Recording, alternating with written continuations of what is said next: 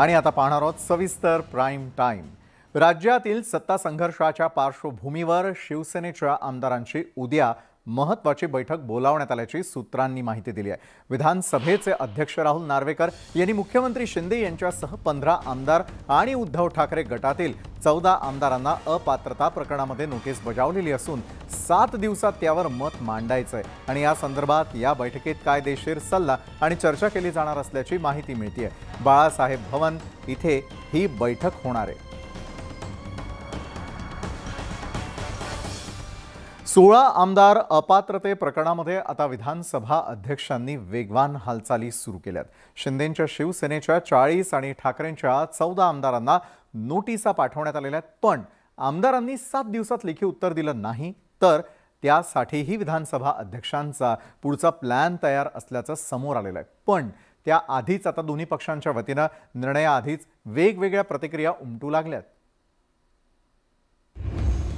16 आमदारांचा निर्णय लवकरच लागणार।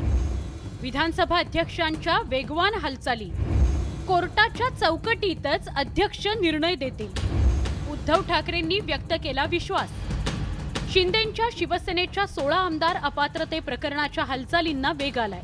निवडणूक आयोगाने दिलेल्या शिवसेनेच्या घटनेनुसार कारवाई करत आता विधानसभा अध्यक्ष राहुल नार्वेकरांनी शिंदेंच्या शिवसेनेच्या 40 आणि ठाकरे गटाच्या 14 आमदारांना नोटीस जारी करायला सुरुवात केली आहे। या सगळ्या आमदारांना पुढच्या 7 दिवसांमध्ये आपलं म्हणणं मांडावं असं सांगितलं गेलंय। पण जर त्यांनी वेळेत लेखी उत्तर दिलं नाही तर मात्र अध्यक्षांकडून त्यांना प्रत्यक्ष सुनावणीलाही बोलावलं जाऊ शकतं। अध्यक्षांच्या या हालचालींवर आता उद्धव ठाकरेंनी प्रतिक्रिया दिली। सुप्रीम कोर्टाने जो अर्थ काढून दिलेला आहे त्याच्या पलीकडे कोणालाही पाहता येणार नाही। पाहायचं म्हटलं तरी सुप्रीम कोर्टाने अत्यंत स्वच्छ आणि स्पष्ट शब्दामध्ये त्यांचा निकाल दिलेला आहे आणि त्या निकालाच्या चौकटीमध्येच अध्यक्षांना निर्णय घ्यावा लागेल।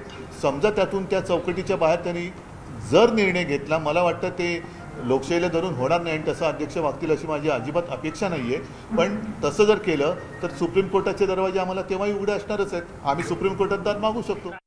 दुसरीकडे शिंदेंच्या शिवसेनेनं मात्र अध्यक्षांनी दिलेल्या वेळेवरच आक्षेप घेतलाय।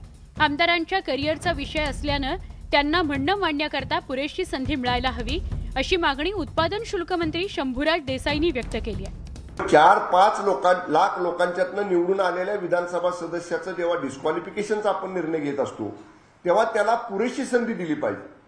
त्याचं लेखी म्हणणं मांडायला दिली पाहिजे, त्याचं तोंडी म्हणणं मांडायला दिली पाहिजे, माननीय वकिलांच्या मार्फत युक्तिवाद करायची सुद्धा पुरेशी संधी मिळाली पाहिजे, कारण त्याच्या करिअरचा विषय आहे। जवळपास 2 महिने पूर्ण होत असताना आता अध्यक्षांनी आमदार अपात्रते प्रकरणात कारवाई सुरू केली आहे। दोन्ही पक्षांकडून निर्णयाआधीच वेगवेगळी विधानं केली जात असली तरी अध्यक्ष या प्रकरणात नेमका काय निर्णय घेतात, शिंदेंसोबतच्या 16 आमदारांचं नेमकं काय होतं, याकडे संपूर्ण महाराष्ट्राचं लक्ष लागलेलं आहे। Bureau report, news 18 Lokmat. Rashtravadi पाठोपाठ आता उद्धव ठाकरेंनी महाराष्ट्र दौऱ्याची सुरुवात केली आहे। वाशिममध्ये संजय राठोड आणि भावना गवळी यांच्या मतदारसंघातून ठाकरेंनी रणशिंग फुंकलं आणि या सभेत उद्धव ठाकरे यांनी भाजपवर जोरदार निशाणा साधला। फोडाफोडीच्या राजकारणावरून ठाकरे यांनी भाजपचा खरपूस समाचार घेतला। समान नागरी कायद्यावरून उद्धव ठाकरे यांनी भाजपला खोचक टोला लगावला। एक देश एक कायदा समजू शकतो, मात्र एक देश एक पक्ष कधीही मान्य करणार नाही असं म्हणत ठाकरेंनी भाजपच्या फोडाफोडीच्या राजकारणावर हल्लाबोल केलाय। आमदार आणि खासदार गेले मात्र दमदार कार्यकर्ते माझ्या सोबत आहेत असंही ते म्हणाले। फक्त आमदारच तुम्ही बोलताना एक ओळख करून दिली। 200 रुपये हप्ता घेणाऱ्याला मंत्री कोणी केला?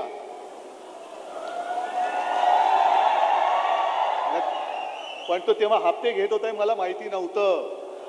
नाही तर तुम्ही म्हणाल बघा या हप्ते घेणाऱ्याला यांनी मंत्री केला, आपला काय भाजप झालेलं नाही अजून, अजिबात नाहीये। भारतीय जनता पक्षाच्या कोणीतरी टीका केली, म्हटलं टीका कसली करतायत, कोणत्या मुद्द्यावर करताय तुम्ही टीका? पहिले भाजपामध्ये निष्ठावंत आहेत ते कुठे सतरंजीच्या खाली सापडतात का बघा, कारण भारतीय जनता पक्ष हा आता बाजार बुडक्यांचा पक्ष झालेला आहे। 370 कलम काश्मीरचं काढताना आम्ही पाठिंबा दिलाच होता। समान नागरी कायदा सुद्धा काय आहे तो या एकदा लोकांना कळू द्या ना। आम्ही कुठे म्हणतो आम्ही विरोध करतोय, पण समान नागरी कायदा कशासाठी? एक देश आणि एक कायदा आम्हाला मान्य आहे, एक देश आणि एक कायदा बरोबर आहे, पण एक देश आणि एक पक्ष आम्ही कदापि मान्य करणार नाही, अजिबात करणार नाही. आपले पंतप्रधान 7 समुद्रापलीकडे जाऊन आले, अमेरिकेत जाऊन आले, मध्य प्रदेशमध्ये जाऊन प्रचाराचा नारळ फोडून आले. तर नारळ फोडताना त्यांनी काही शिंतोडे राष्ट्रवादीवरती उडवले. 70,000 कोटीचा घोटाळा करणारा पक्ष म्हणून त्यांनी सांगितलं, राष्ट्रवादी 70,000 कोटीचा घोटाळा केला. आणि 4 दिवस होत आहेत तेव्हा हे सगळे गटच्या गट फुटला आणि म्हणतात आम्हीच राष्ट्रवादी. आता त्यांच्याबरोबर मोदीजींचा फोटो येणार, 70,000 कोटी ज्यांनी घोटाळा केला त्यांच्याबरोबर फोटो येणार. हे तुम्हाला पटते? हे हिंदुत्व तुम्हाला पटते? हा खोटेपणा तुम्हाला पटतोय? पण इकडचे आमदार गेले, खासदार गेले, जाऊन या. अरे आमदार आणि खासदार गेले तरी चालेल, पण दमदार शिवसैनिक माझ्या सोबत आहे. उद्धव ठाकरेंच्या विदर्भ दौऱ्यावर सत्ताधाऱ्यांनी टीकास्त्र सोडलंय. आता या दौऱ्यांना काहीही अर्थ नसून वेळ निघून गेली आहे असा खोचक टोला श्रीकांत शिंदेंनी उद्धव ठाकरेंना लगावला. तर उद्धव ठाकरेंचे दौरे कोणत्याही कामाचे नाहीत, ठाकरेंचे दौरे फक्त दाखवण्यासाठी असल्याचं नारायण राणेंनी म्हटलंय. तसंच उद्धव ठाकरेंनी विदर्भाच्या कोणत्याही समस्या सोडवल्यात हे त्यांनी सांगावं असा सवाल गिरीश महाजन यांनी ठाकरेंना केलाय. काही ते मी बोलत नाही, डॅश स्वतःला सांभाळता येत नाही. दुसऱ्याने सोडलं म्हणून कशाला बोंबलताय? दौरा करून का उपयोग का? हाताशी का आहे का?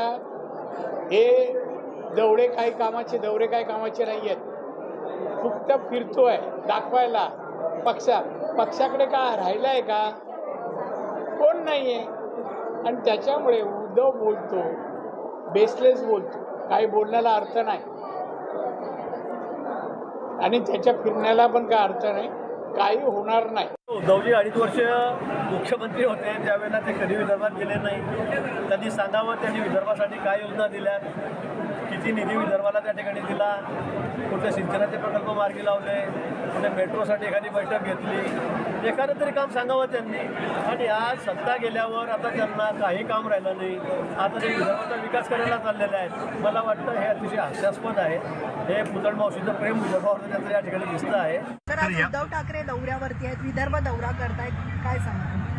सगळ्यांना दौरा, आता मला वाटतं सगळ्यांना अधिकार आहे दौरा करण्याचा.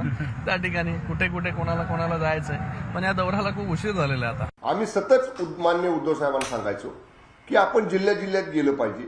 आपण राज्याचे मुख्यमंत्री आहात. सत्तेचा उपयोग हा शिवसैनिकांना झाला पाहिजे, सत्तेचा उपयोग हा शिवसेनेच्या संघटनेला झाला पाहिजे.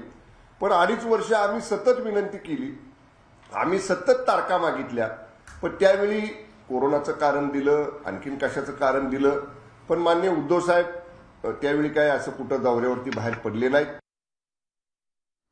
शरद पवारांनी नाशिकच्या येवल्यातील सभेतून छगन भुजबळांसह सर्वच बंडखोर नेत्यांना इशारा दिला आणि त्यानंतर आता अजित पवार गटानंही शरद पवारांना प्रत्युत्तर द्यायला सुरुवात केली आहे. भुजबळांनी तर शरद पवारांच्या दाव्यांनाच खोटं ठरवण्याचा प्रयत्न केल्यानं शरद पवार विरुद्ध अजित पवार गट असा थेट सामना रंगल्याचं पाहायला मिळतंय. पवारांचा प्रहार, भुजबळांचा पलटवार. राज्यभर माफी मागत फिरणार का? भुजबळांचा शरद पवारांना चिमटा. येवल्यातील पवारांच्या सभेवरून जुंपली. मी माफी यासाठी वागतो की माझा अंदाज कधी फारसा चुकत नाही, पण इथं माझा अंदाज चुकला. शरद पवारांनी येवल्याच्या सभेतून छगन भुजबळांविरोधात जोरदार हल्लाबोल केला. भुजबळांना ओळखण्यात चूक झाल्याचं म्हणत शरद पवारांनी मतदारांची माफी मागत सातारा लोकसभा पोटनिवडणुकीची पुनरावृत्ती करण्याची रणनीती आखली आहे. पण पवारांच्या याच खेळीवर भुजबळांनी जोरदार पलटवार केला. आता काय राज्यभर माफी मागत फिरणार का असं म्हणत भुजबळांनी पवारांना टोला लगावलाय. मला वाईट वाटलं की तुम्ही माफी मागता. माफी कशाला मागता आणि किती ठिकाणी तुम्ही माफी मागणार? 50 ठिकाणी. गोंदियापासून कोल्हापूरपर्यंत तुम्ही माफीच मागत जाणार आहे का? पुण्यापासून बीडपर्यंत आणि खाली लातूरपर्यंत माफी मागणार का तुम्ही? कशासाठी माफी मागणार? शनिवारच्या सभेत पवारांनी आपण भुजबळांना येवल्यात पाठवल्याचा दावा केलेला, पण पवारांचा हा दावाही भुजबळांनी फेटाळून लावलाय. पवारांनी नव्हे तर आपणच येवल्याची निवड केल्याचं भुजबळांचं म्हणणं आहे. ज्यांनी काल मिटिंग घेतली होती त्यांना सुद्धा विचारा की त्यावेळेला काय चाललं. त्यामुळे त्यांनी मला जुन्नरला येवल्याला पाठवलं, हे बरोबर नाही. मी येवल्याची निवड केली लोकांच्या सांगण्यावरून, विनंतीवरून. एकीकडे पवार विरुद्ध भुजबळ असा सामना सुरू असताना शिंदेंच्या शिवसेनेनंही या भांडणात उडी घेतली आहे. शरद पवारांनी येवल्यात बंडखोरांविरोधात सभा घेतल्यानंतर आता अजित पवारही सभा घेऊन उत्तर देतील असं विधान शंभूराज देसाईंनी केलंय. नाण्याची एक बाजू असते तशी दुसरी पण बाजू असते. ठीक आहे, पवार साहेब ज्येष्ठ आहेत, त्यांचा आम्ही सगळेजण आदर करतो, पण ते जरी महाराष्ट्रामध्ये अशा पद्धतीने दौरे करणार असतील तर निश्चितपणे त्यांच्या भूमिकेपासून वेगळी भूमिका घेणारे मान्य अजितदादा असतील, मान्य प्रफुल्लभाई असतील, मान्य भुजबळ साहेब असतील, ही मंडळी सुद्धा त्यांची भूमिका ही जिथं पवार साहेब सभा घेतील तिथं जाऊन कदाचित घेऊ शकतात, कारण तसं संकेत मान्य अजितदादांनी पहिल्याच भाषणामध्ये दिलेला आहे. अजित पवारांच्या बंडानं राष्ट्रवादीसह कुटुंबातही उभी फूट पडली आहे. त्यामुळे आता 83 वर्षांचे शरद पवार बंडखोर नेत्यांविरोधात थेट मैदानात उतरले आहेत. त्यामुळे महाराष्ट्रात पवारांचा करिश्मा पुन्हा पाहायला मिळतो का? पवारांच्या आरोपांना अजित पवारांकडून काय प्रत्युत्तर दिलं जातं हे पाहणं महत्त्वाचं ठरणार आहे.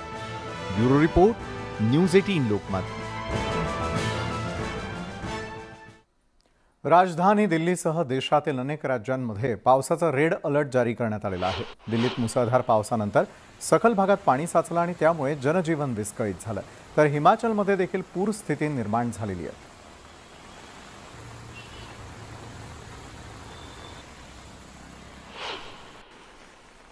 तर हिमाचल प्रदेशमध्ये मुसळधार पावसामुळे पूरस्थिती निर्माण झाली.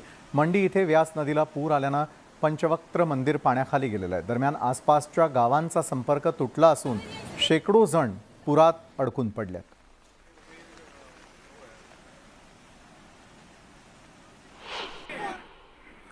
हिमाचल प्रदेशामधील व्यास नदीनं देखील रौद्र रूप धारण केलंय. मंडी जिल्ह्यात नदीवरील पूल पुरात वाहून गेला. पूल वाहून जातानाची थरारक दृश्य कॅमेऱ्यात चित्रित झाली. दरम्यान नदीकाठच्या गावांमध्ये पुराचं पाणी शिरलं असून मोठं नुकसान झालं.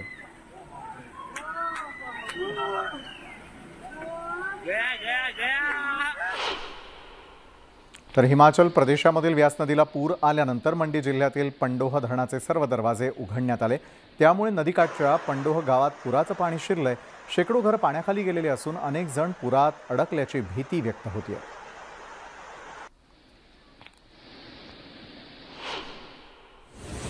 पंडोह धरणाचे 5 दरवाजे उघडण्यात आलेले असून पाणी सोडल्यानंतरचा व्हिडिओ समोर आलाय. यात व्यास नदीचं रौद्र रूपही पाहायला मिळतं.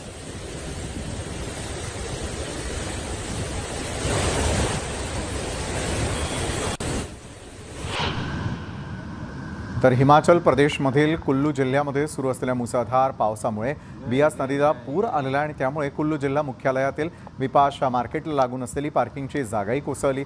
त्याचवेळी पार्किंगचा भाग कोसळल्यानं 50हून अधिक गाड्या नदीत वाहून गेल्याची माहिती मिळते.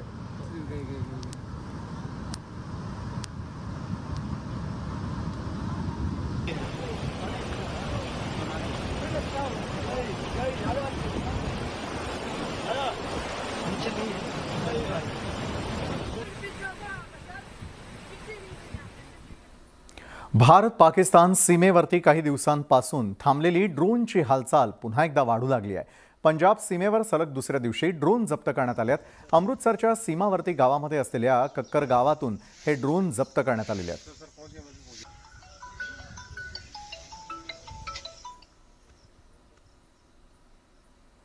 तर या होत्या संपूर्ण दिवसभरात आतापर्यंत घडलेल्या अतिशय महत्त्वाच्या अशा प्राईम घडामोडी. तर आजच्या प्राईम टाईममध्ये वेळ झाली इथंच थांबण्याची. ताज्या घडामोडींसाठी पाहायला विसरू नका न्यूज 18 लोकमत.